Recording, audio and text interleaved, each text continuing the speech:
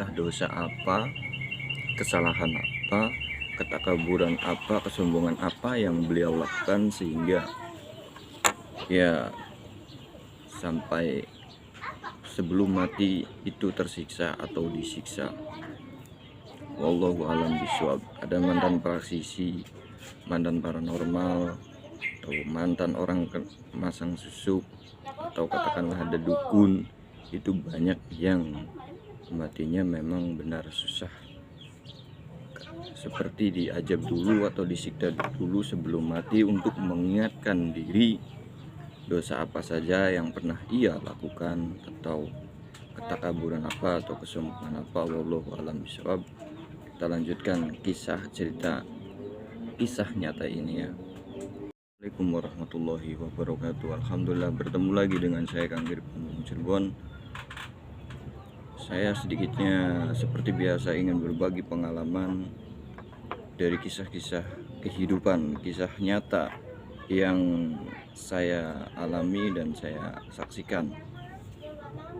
Jadi ya kehidupan seseorang, istilahnya ketika saya membantu menolong seseorang yang mungkin mempunyai penyakit yang aneh dan sulit untuk dideteksi atau sulit untuk kita mencari tahunya, penyakit apa yang ia rasakan atau ia alami, karena urusannya itu sama yang punya makhluk, yang punya dunia, yang punya isi langit dan bumi, yang punya segala-galanya, yaitu yang berkuasa, Tuhan kita semua. Jadi sebelum lanjut cerita video ini, saya Kang Irfan Cirebon yang bodoh, yang hina, yang kotor, yang baru bisa ngomongin saja prakteknya lagi belajar, bukan berarti di sini saya lagi menakut-nakuti atau memberikan cerita-cerita yang ngarang atau ngaco atau dibuat-buat atau dibikin-bikin. Tidak, ini saya ambil dari kisah kenyataan ketika saya bersilaturahmi menemui seseorang yang menderita sakit yang begitu parah dan lama, sampai keluarganya istilahnya sudah capek, udah bingung, udah lelah, ya capek lah, karena terbaring lemah tak berdaya di kasur itu cukup lama. Ada yang 3 tahun lamanya, ada yang 2 tahun. Itu mungkin keluarganya itu capek mengurusinya di kasur saja, ya sampai beliau ini makan, tidur, berak di tempat, istilahnya katakanlah begitu. Jadi mungkin sudah terlalu parah ya. Jadi entah sakit apa yang beliau alami ini dan penyakit apa, kita nggak ngerti sebagai orang awam. Jadi urusannya itu kembali kepada diri manusia masing-masing ya. Setiap kita mempunyai kesalahan, mempunyai kekeliruan, mempunyai aib, mempunyai kekurangan, intinya mempunyai dosa yang mungkin banyak jumlahnya tak terhitung. Entah dosa dari mulut kita, mata kita, telinga kita, hidung kita, tingkah laku kita, perbuatan kita. Yang pertama di sini dari mulut, ketakaburan, kesombongan kita, yang menimbulkan sebab kita menjadi lalai ketika kita sedikit dikasih kemampuan ataupun sedikit dikasih ilmu oleh Gusti Allah. Terkadang kita lalai dan lupa bahwa semuanya itu adalah pemberian ataupun titipan, dipakai atau disalahgunakan menurut kemauannya sendiri atau nafsunya sendiri. Jadi tiba dari akhir waktu, sebelum ia kembali ke Gusti Allah atau sebelum dia mati, menjelang kematiannya itu ada yang disiksa dulu, ada yang diajab dulu mungkin, wallahu alam. Karena banyak sekali ya kisah-kisah orang yang pernah saya temui ketika saya silaturahmi. Orang-orang yang mempunyai ilmu kebatinan, katakanlah praktisi paranormal atau seseorang yang mempunyai pasang susuk, itu seperti saya kecil didongengin bahwasanya orang yang memiliki ilmu atau memiliki susuk itu sebelum mati disiksa atau susah matinya. Ternyata berlaku juga sampai saat ini saya menjelang umur saya istilahnya usia dewasa atau udah tua kayak gini, itu saya menjumpai atau menemukan seseorang. Intinya Allah itu memberikan pelajaran kepada saya. Jangan sampai saya itu seperti orang-orang itu, ada seperti beliau-beliau itu yang dulunya pernah memasang susuk atau mereka belajar dan ilmu-ilmu kehebatan, mungkinnya ilmu-ilmu yang di luar nurul atau di luar nalar.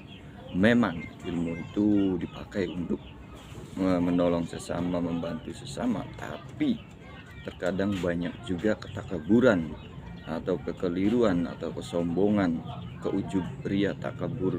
Istilahnya ilmu yang Allah titipkan itu disalahgunakan, atau mereka keimanannya gak penuh dengan drama atau penuh dengan ketakaburan, merasa dirinya lah yang membantu atau menolong sesama atau mendahului, intinya seperti itu.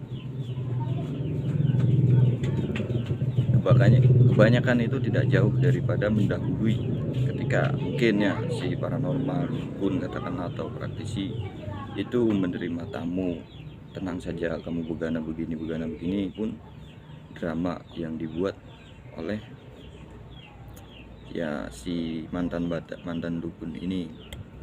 Jadi ketika dikasih sakit sebelum mati, mungkinnya itu Allah mengingatkan atas dosa-dosa atau kesalahan yang pernah ia lakukan. Ya mungkinnya, wallahu a'lam bishawab. Jadi diingatkan agar dosa apa saja yang pernah ia lakukan, ya dosa apa saja, ketakaburan apa saja yang pernah ia lakukan selama ia menjadi orang sakti. Otomatis ketika kita dalam di posisi orang hebat, orang sakti, katakanlah banyak tamu, terkadang kita lalai dan lupa, merasa diri kita lah yang mempunyai atau mempunyai ilmu, membantu orang, menerawang dan lain sebagainya. Intinya dunia seperti itu penuh dengan ketakaburan, merasa dirinya hebat, merasa dirinya sakti, merasa dirinya mempunyai ilmu, mempunyai segala-galanya, jadi bisa istilahnya diijabah segalanya. Ada, saya yakin dan percaya dukun-dukun juga mungkin bisa diijabah, mungkin wallahu alam, tapi jalur ilmunya lewat mana nggak tahu saya juga.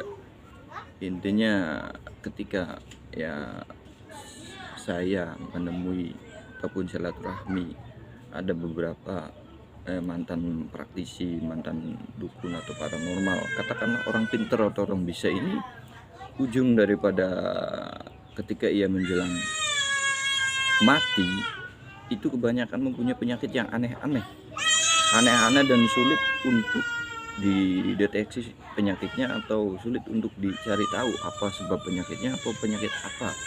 Itu rahasia ilahi. Jadi kebanyakan itu penyakitnya aneh-aneh, sehingga ya lumpuh, ya nggak bisa apa-apa, di atas kasur atau di atas ranjang. Keluarganya juga yang repot mengurusi selama 2 tahun 3 tahun lamanya, mungkin kan sudah berak ataupun kencing di situ, makan di situ, berak di situ, itu kan istilahnya udah nggak bisa apa-apa, nggak berdaya apa-apa. Ngopi dulu.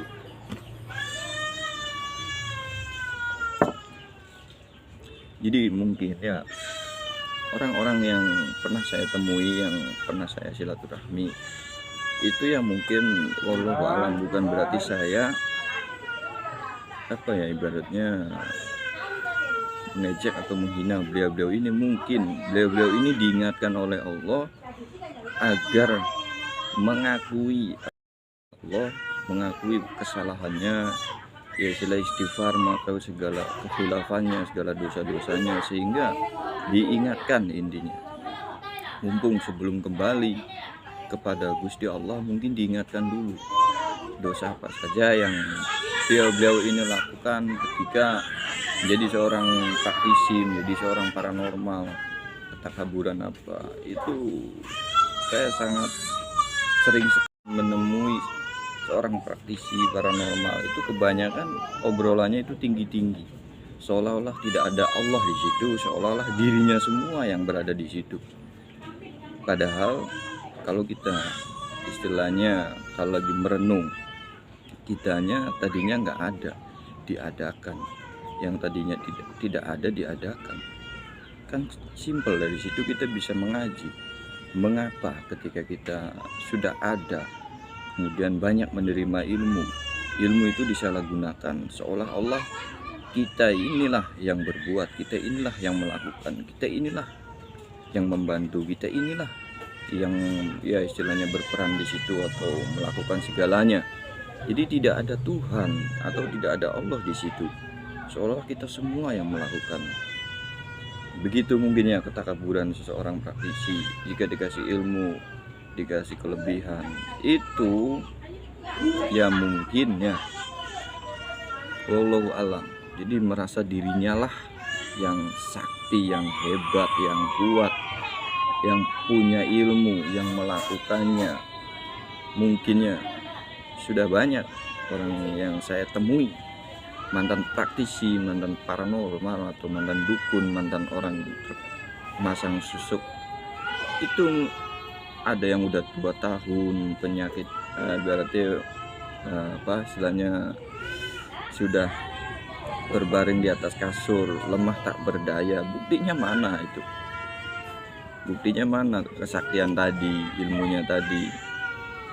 Buktinya nggak bisa apa-apa, terbaring lemah di atas kasur. Udah ada kali 5 orang yang pernah saya temui atau saya silaturahmi, atau juga saya melihat, mendengarkan orang yang ya mantan praktisi atau mantan paranormal, itu ujung daripada pengakhiran hidupnya ketika beliau ini mau mati, disiksa dulu, diajab dulu mungkinnya. Buktinya ya sebelum mati menemui ajalnya itu ya terbaring lemah, diberi sakit dulu, diingatkan dulu mungkin oleh Gusti Allah. Kebanyakan seperti itu para sahabat sedulur. Jadi ada yang dikasih sakit dulu sampai terbaring lemah. Saya berpikir mengapa kebanyakan orang-orang yang mantan-mantan seperti itu di ujung daripada ingin kembali kepada Allah itu ya sakit dulu. Sakitnya aneh-aneh.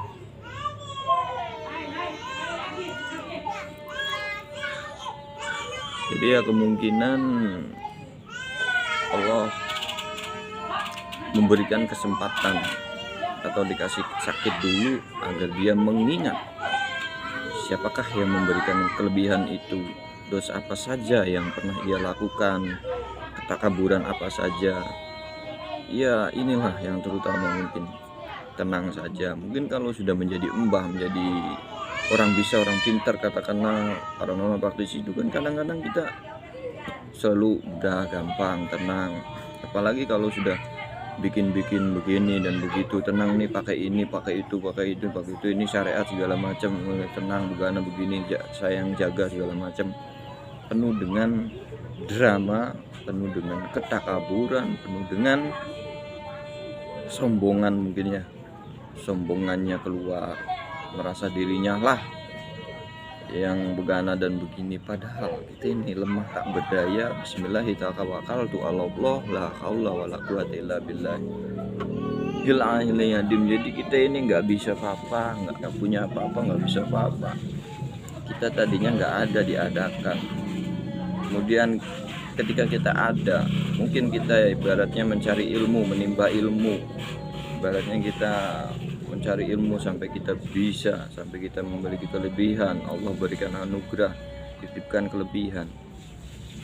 Dari situ kita mulai lalai, mulai lupa diri, mulai saling ibaratnya ya lupa diri lah, seolah-olah kita lah yang mempunyai kekuatan tersebut, mempunyai ilmu tersebut, hingga kita melupakan Gusti Allah. Walaupun mulut kita ya kadang begitu sering bahwasanya ini hanya syariat, Allah juga yang menggana, tapi hati urusannya ya. Hati kita ini sombong, takabur, Mungkin begitu ya. Wah, kalau bukan karena saya, kalau bukan saya, bukanlah saya.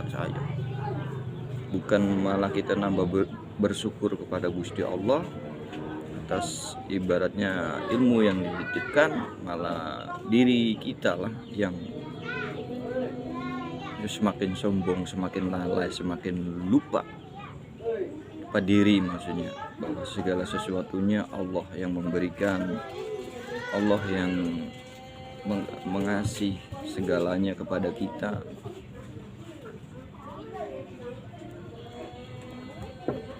Jadi ini hanya sekedar dongeng atau kisah nyata seorang. Ya, saya simpel saja cerita di sini, tidak satu persatu, jadi tidak ada ilustrasi atau intinya hanya berbagi kisah, tapi ini kisah nyata. Jadi gitu para sahabat dulu, kalau kita ngambil satu-satu ceritanya itu mungkin banyak, jadi saya ambil aja semua. Jadi akhir ataupun ujung daripada mantan-mantan praktisi paranormal, katakanlah orang bisa, orang pintar, dukun sekalipun, dan mantan orang yang pernah masang susuk santet itu disiksa, tersiksa dulu, mungkin diajak dulu kalau alam. Tapi pada nyatanya saya sering menemui ataupun bersilaturahmi begitu, silaturahmi. Nah, ini komandan orang sakti begini. Gitu para sahabat seluruh. Jadi Allah mungkin ibaratnya mengingatkan dulu orang itu dikasih sakit supaya ingat, supaya tobat sebelum kembali kepada Allah. Bahasanya hanya Allah ya, Allah hanya Allah lah yang maha hebat, maha sakti, maha segalanya. Allah yang maha melindungi, yang membantu kita, yang menyayangi kita, yang mengasihi kita, dan terus-terusan kasih sayang Allah itu kepada manusia, pada hambanya. Jangan sampai kita ini lalai. Bukti daripada kasih sayang Gusti Allah, kita ini masih diberikan kesempatan hidup di atas buminya Allah. Itu ya, gunakanlah sebaik-baik mungkin agar kita ini tidak lalai, tidak lupa. Istilahnya dalam dalam tingkah laku kita sehari-hari, dalam yang menghadapi kehidupan sehari-hari terhadap sesama. Apakah kita masih sombong, apakah kita masih ria, masih ujub, masih dengki terhadap sesama begitu? Apakah kita ini penuh dengan kesombongan pada sesama? Apakah kita tidak mau istilahnya istighfar, tidak mau bertobat, tidak mau mengakui bahwa segalanya Allah yang memberi? Kadang kita itu ya masih banyak berhala dalam diri, mengakui dirinya, keakuan diri, keakuan bahwasanya sayalah yang begini, sayalah yang begitu, isunlah, akulah. Padahal semuanya kita ini digerakkan oleh Allah. Jangankan manusia, angin, pohon, ikan di dalam lautan, dan mungkin binatang-binatang, izin Allah, atas kuasa Allah, digerakkan semua, diizinkan semua oleh Gusti Allah. Begitu para sahabat sedulur. Di kisah daripada mantan-mantan paranormal, praktisi, dukun, atau katakan orang bisa, orang pintar ini sebaiknya menjadikan suatu pelajaran buat diri saya terutama, agar kita ini jangan merasa yang melakukan, jangan merasa diri kita lah yang jangan mengakui lah segalanya, intinya begitu. Apalagi kita menambah-nambah sugesti, menambah-nambah ketakaburan, menambah-nambah kesombongan. Jadi dari situ mungkin kita, dari cerita ini mungkin terutama ini untuk saya di sini cuma berbagi kisah ataupun pengalaman, terutama buat saya. Jadi saya diajarkan langsung oleh Allah itu agar banyak-banyak ya istilahnya mengingat bahwasanya semua apa yang terjadi di alam ini atas izin kehendak Gusti Allah. Bahkan saya berbicara di sini pun atas izin Gusti Allah ya. Begitu para sahabat sedulur. Pandai-pandai kita bermain pola pikir ini agar bisa memfilter segala apa yang kita temui. Buang yang baik, buang yang buruk, ambil yang baik. Karena setiap kita ini adalah sebuah pelajaran. Setiap hari kita ini belajar itu wajib. Entah dari anak kecil sampai ke orang dewasa. Dari orang salah pun kita belajar. Sampai dari orang yang bersalah, contohnya dari orang mabuk, dari pelacur, penzina, segala macam. Kita belajar dan belajar. Mengapa beliau begini, karena begitu dan begini. Itu kita wajib belajar agar kita ini tidak merasa diri kita paling benar, paling suci, paling pinter. Karena Allah bisa saja membuat hari ini kita ini mungkin lagi hebat, besok mungkin gak hebat. Hari ini kita kaya, mungkin besok miskin. Hari ini hebat, kuat, mungkin kita besok lemah. Hari ini kita punya pangkat, kedudukan, jabatan, mungkin besok gak bisa apa-apa, gak punya pangkat, gak punya apa-apa. Intinya semua itu karena Gusti Allah. Begitu para sahabat sedulur.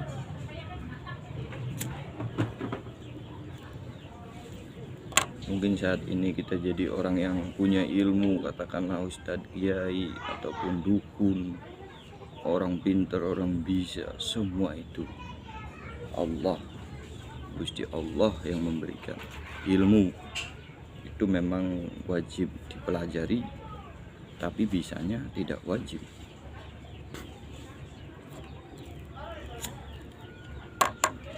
Jadi semua ini bisa Allah, ini ya istilahnya. Jadi segalanya itu yang menentukan Gusti Allah. Intinya kita di sini diajarkan agar tidak sombong, tidak takabur. Dari kisah hikmah yang pernah saya jumpai ataupun temui dari orang-orang yang mantan orang bisa ini. Saya pun di sini cuma hanya cerita, berbagi pengalaman agar kita ini tidak banyak gaya, tidak banyak salah tingkah ataupun salah peran jadi salah tingkah. Karena kebanyakan orang-orang yang dikasih kelebihannya, dikasih sedikit titipan ilmu, itu banyak takaburnya, banyak sombongnya, dan terkadang ya begitu. Di depan banyak orang kita ini saling meninggikan diri. Tawadunya itu ingin untuk meninggikan diri, bukan tawadu benar-benar takut kepada Allah, tapi tawadunya itu ingin meninggikan dirinya agar dibilang orang tawadu. Dan kadang juga ada ketika lagi berkumpul di depan banyak orang itu kita kadang saling beradu argumen, berdialog, atau kita ini saling menunjukkan diri bahwa saya pernah begini dan begitu, bahwasanya sayalah yang lebih tahu, lebih pintar, lebih begana, lebih luas, lebih begini. Inilah terkadang ya mulut kita ini atau nafsu kita ini, jiwa kita ini yang kotor-kotor keluar. Kenapa bisa dibilang kotor? Ya sudah tahu, ibaratnya itu segala sesuatunya Allah yang memberikan. Tapi saya pernah ini, saya pernah itu, pernah ya istilahnya ini semacam seolah-olah sayalah yang melakukannya. Ini pernah saya begini, karomah itu, karomah ini kan. Di luar nulur. Jadi itulah, saya pernah bantu itu, saya begini. Jadi keakuan, nongolnya itu keakuan. Rasanya dia pernah begini dan begitu, begini. Kalau memang iya kita mengalami sesuatu di dalam kegaiban, itu adalah oleh-oleh ataupun kita ini disingkapkan atau dibantu oleh Allah. Udah cukup diri kita yang mengetahui, jangan dipublikasikan. Takutnya yang dikhawatirkan kita makin sombong, makin tidak bisa mengendalikan diri. Nah disitulah kita melupakan Gusti Allah lama-lamanya. Kita seolah-olah iya, bertakwa padahal hatinya kemana. Jadi mungkin itu saja cerita dari saya, Kang Irfan Wong Cirebon. Ya di sini cuman berbagi pengalaman, mungkin ada suara saya ataupun pembicaraan saya di sini dari cerita-cerita ini entah ada yang salah ataupun benar, ya tolong dikasih teguran agar saya tidak semakin nggak jelas ke sananya nanti kalau bikin kisah-kisah lagi. Itu karena saya di sini juga masih banyak perlu bimbingan, perlu nasihat daripada para suhu agar saya ini ibaratnya bisa mengaji kepada para suhu, orang-orang yang mengerti agar tidak salah jalan di dalam menjalani kehidupan ini. Saya orang yang merasa banyak salah, bodoh, awam, dan masih banyak pengen sekali belajar agar tidak salah jalan dalam menghadapi kehidupan ini, kembali kepada ilahi atau kembali kepada Gusti Allah itu. Kurang lebihnya mohon maaf dari saya, Kang Irfan Wong Cirebon, dimanapun Anda berada. Assalamualaikum warahmatullahi wabarakatuh.